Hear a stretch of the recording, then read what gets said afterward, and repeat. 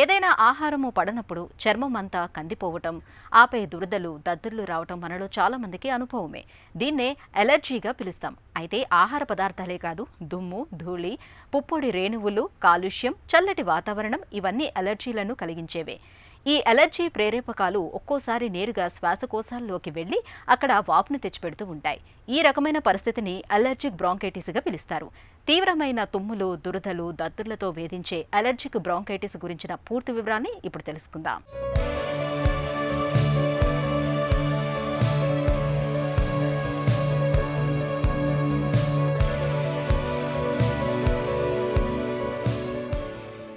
మన శరీరం ఒక అద్భుతం. శరీరంలో ఎలాంటి అన్య పదార్థాలు, క్రిములు వచ్చినా వాటిని ఎదుర్కొనే శక్తి దానికుంటుంది. దీన్నే ఇమ్యూనిటీ లేదా రోగ నిరోధక శక్తి అంటాం. అయితే కొంతమందిలో ఈ వ్యాధి నిరోధక వ్యవస్థ ఇతరులకు ఎలాంటి హాని కలిగించని పదార్థాల వల్ల కూడా సున్నితంగా ప్రతిస్పందిస్తుంది. దీన్నే హైపర్ సెన్సిటివిటీ లేదా అలర్జీ అంటారు. గాలిలో దుమ్ము, పుప్పొడి వంటివి ఉన్నప్పుడు ఒకటో రెండో తుమ్ములు రావడం సహజం. అయితే అలర్జీతో బాధపడే వారికి ఇక అదే పనిగా వరుసబెట్టి తుమ్ములు వస్తాయి. ఆ తర్వాత ముక్కు ఎరుపెక్కి జలుబు చేసి పల్చని నీరులా స్రవిస్తుంది. దాంతోపాటు కళ్ళు ఎరుపెక్కి కళ్ల నుండి నీరు కారుతుంటుంది. దీనిని అశ్రద్ధ చేస్తే ముక్కు దిబ్బడ, గాలి సరిగ్గా ఆడకపోవడం, గొంతులోనికి కఫం జారడం, ఆపై క్రమంగా ఈ సమస్యలు గాలిగొట్టాలలోకి, చివరకు ఊపిరితిత్తులకు సోకుతుంటాయి. ఈ రకమైన పరిస్థితిని డాక్టర్లు ఎలర్జిక్ బ్రాంకైటిస్గా పిలుస్తారు. బ్రాంకైటిస్ అంటే ఇన్ఫ్లమేషన్ ఇన్ ద బ్రాంకై అంటే గాలిపోయే గొట్టాలు, లంగ్స్లో గాలిపోయే గొట్టాలు ఉంటాయన్నమాట. అవి మన ముక్కు దగ్గర నుంచి మొదలెడితే ట్రెకియా అంటాం, ఈ విండ్ పైప్, అది 2గా డివైడ్ అవుతుంది, రైట్ బ్రాంకస్, లెఫ్ట్ బ్రాంకస్. ఆ గాలిపోయే గొట్టాల్లో ఆ వాల్లో ఇన్ఫ్లమేషన్ ఉందనుకోండి, దాన్ని మనము బ్రాంకైటిస్ అంటామన్నమాట. అంటే ఇప్పుడు bronchitis can be acute or chronic. Acute అంటే అది ఫర్ ఎగ్జాంపుల్ మనకి పర్టికులర్గా అక్యూట్ బ్రాంకైటిస్ వచ్చేది ఇన్ఫెక్షన్లో వస్తుంది. వైరల్ ఇన్ఫెక్షన్స్ కానివ్వండి, లేకపోతే బ్యాక్టీరియల్ ఇన్ఫెక్షన్స్ కానివ్వండి. అట్లాంటి టైంలో అక్యూట్ బ్రాంకైటిస్ అంటే సడన్గా దగ్గు వచ్చేసి, తెమ్మడొచ్చేసి, కఫం బయటికి పడి, పిల్లికూతలు వచ్చి, ఆయాసము, ఇవన్నీ ఉంటాయి అన్నమాట. సో దీస్ ఆర్ కాల్డ్ అక్యూట్గా వస్తుంది. విత్ ఇన్ 1 to 2 to 3 డేస్లో వచ్చేస్తుంది. అండ్ ఒక 2 వీక్స్లో అవి సద్దుమణిగిపోతాయి. కొన్ని ఉంటాయి క్రానిక్ బ్రాంకైటిస్ అంటాం. అంటే ఇది దగ్గు, తెమ్మడ, పిల్లికూతలు ఇవన్నీ కొంచెం క్రానిక్గా ఉంటాయి. అంటే more than 2 weeks, more than 1 month అట్లా ఉంటాయి అన్నమాట. సో దాన్ని మనము క్రానిక్ బ్రాంకైటిస్ అంటాం. పొగ, దుమ్ము, ధూళి, లేకపోతే పాలన్ ఎక్స్పోజర్ కానీ, any other allergic triggers, cold, ఒక్కోసారి చల్ల గాలికి ఎక్స్పోజ్ అయినప్పుడు కానీ మనకి అప్పుడు దగ్గు, ఆయాసము, పిల్లికూతల్లాగా వస్తూ ఉంటుంది కదా, దాన్ని మనం అలర్జిక్ బ్రాంకైటిస్గా కన్సిడర్ చేయొచ్చు. బట్ చాలా మటుకు ఇది ఆస్తమా కొంచెం ప్రిడిలిక్షన్ ఉన్న వాళ్ళలోనే వస్తూ ఉంటాయి అన్నమాట ఇట్లాంటి సిమ్టమ్స్. ఎలర్జిక్ బ్రాంకైటిస్తో బాధపడుతున్నప్పుడు అస్తమానం పొడి దగ్గు వేధిస్తుంటుంది. దగ్గు ఎంతకీ తెగదు. కఫం పడే వరకు అదే పనిగా దగ్గుతుంటారు. వ్యాధి ప్రారంభంలో కఫం తెల్లగా ఉండి 4-5 రోజుల తర్వాత పసుపు లేదా ఆకుపచ్చ రంగులోకి మారుతుంటుంది. తరచూ ఆయాసం, పిల్లికూతల వంటి లక్షణాలు కనిపిస్తుంటాయి. శ్వాస పీల్చుకోవడం కష్టమవుతుంది. ముక్కు నుంచి తరచూ నీరు కారుతూ ఉంటుంది. నీరసంగా, నిస్త్రాణంగా అనిపిస్తుంది. గొంతు నొప్పి, కొద్దిపాటి జ్వరం, ఒళ్ళు నొప్పులు మొదలైన సమస్యలు వేధిస్తుంటాయి. బ్రాంకైటిస్ కామన్ సిమ్టమ్స్ ఏముంటాయంటే దగ్గు, కఫం పడుతూ ఉంటుంది. అండ్ మూడోది ఏంటంటే ఆ ఎయిర్వేస్, ఆ ఇన్ఫ్లమేషన్ ఉండడం వల్ల ఏమవుతుందంటే హైపర్ సెన్సిటివ్ ఉంటాయి. అంటే చిన్న చిన్న ట్రిగ్గర్స్కి కూడా ఆ ఎయిర్వేస్ స్పాజంలోకి వెళ్ళిపోతాయి, అంటే కుచించుకుపోతాయి. దానివల్ల ఏమవుతుందంటే గాలి తీసుకోవడము, వదలడం ఇబ్బంది అవుతుంది. అవి సన్నగా అయిపోతాయి కాబట్టి. సో దానివల్ల పిల్లికూతలు ఉంటాయి, ఆయాసం ఉంటుంది, గాలి తీసుకోవడానికి చాలా ఇబ్బందిగా ఉంటుంది.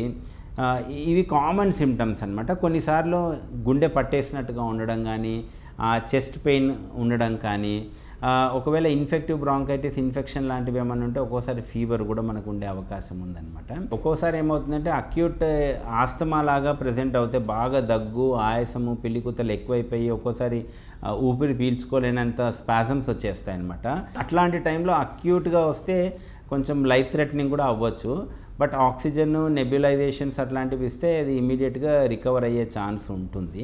అదే రకంగా క్రానిక్ ఎక్స్పోజర్ వల్ల ఏమవుతుందంటే కొంచెం క్రానిక్ బ్రాంకైటిస్ టైప్లో వెళ్ళిపోయింది అనుకోండి, దానివల్ల లాంగ్ టర్మ్గా మనకి లంగ్ కెపాసిటీ తగ్గిపోయి over a period of time COPD develop అయ్యే ఛాన్స్ కూడా ఉంటుంది. బట్ అది లాంగ్ టర్మ్ ఎఫెక్ట్ ఉంటుంది అనమాట. అనమాట. అక్యూట్గా అయితే అక్యూట్ ఆస్తమా అటాక్ లాగా వచ్చి మనకి ఆక్సిజన్ లెవెల్స్ తగ్గిపోయి ఆయాసం ఎక్కువైపోయి ఒక్కోసారి లైఫ్ థ్రెటనింగ్ ఆస్తమా లాగా కూడా వాళ్ళు ప్రజెంట్ అయ్యే అవకాశాలు ఉంటాయి. ఎలర్జిక్ బ్రాంకైటిస్ కొంతమందిలో స్వతహాగా వంశపారంపర్యంగా కనిపిస్తుంటుంది. అయితే చాలా మందిలో మాత్రం కాలుష్య కారకాలు అంటే చుట్ట, బీడి, సిగరెట్ పొగ, దుమ్ము, ధూళి, పుప్పొడి రేణువుల ప్రభావానికి లోనవుతున్నప్పుడు, కొన్ని రకాల రసాయనాలకు, పడని ఆహారాలను తిన్నప్పుడు ఎలర్జీ లక్షణాలు కనిపిస్తుంటాయి. ఈ ఎలర్జీ లక్షణాలను మనలో చాలామంది పెద్దగా పట్టించుకోరు. మామూలుగా వచ్చి జలుబు అనుకుంటారు. దగ్గు ఎంతకీ తగ్గకుండా వేధిస్తున్నప్పుడు, కఫం పడుతున్నప్పుడు, ఆయాసం, పిల్లికూతల వంటి లక్షణాలు కనిపిస్తున్నప్పుడు ఆలస్యం చేయకుండా తగిన పరీక్షలు చేయించుకోవాలి. X ray, lung function test, pulse oximetry వంటి పరీక్షలతో పాటు కఫాన్ని పరిశీలించడం ద్వారా ఎలర్జిక్ బ్రాంకైటిస్ను ఖచ్చితంగా నిర్ధారించే అవకాశం ఉంటుంది. కామన్ ఇన్వెస్టిగేషన్స్ బ్రాంకైటిస్కి చేసేవి ఏంటి అంటే మనకి chest X-ray, any lung problem ఉంటే ఫస్ట్ మనం చేసే chest X-ray, routine blood test చేసుకుంటాము. అండ్ ఒక్కోసారి అవసరమైతే allergy test like IG levels అన్నవి కూడా చేసుకుంటాము. Eosinophil count, absolute eosinophil count and IG levels చేసుకుంటాము. అవసరం అయితే మనము పిఎఫ్టీ కూడా చేసుకుంటాము. And very rare cases CT scan అవసరం పడవచ్చు.